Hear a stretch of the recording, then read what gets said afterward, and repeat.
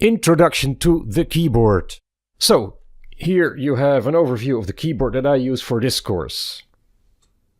And right above here, this keyboard, you see the virtual keyboard that allows you to better see what I'm playing on my keyboard without my hands that are in the way.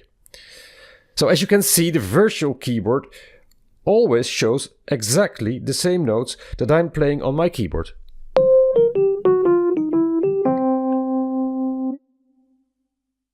Now, the keyboard consists of white and black keys.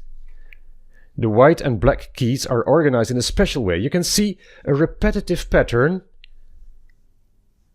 here in those white and black keys. Now that pattern will help us to find our way on the piano, as you will learn quickly. Now, what I'm going to say next is perhaps obvious for a lot of you, but perhaps not for everyone. On the very left side of the piano, you find the notes that sound very low.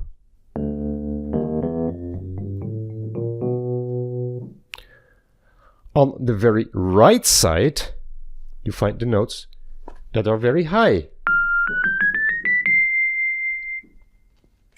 And of course, in the middle,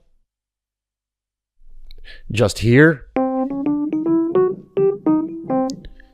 you find the notes, well, that sound in the middle. So, the more you go to the right, the higher the pitch of the notes. When playing the piano, it's of course important to be able to identify all those notes. For that reason, all the notes, so the black and white, have names. In the next lectures, you will learn the names of the white and the black notes.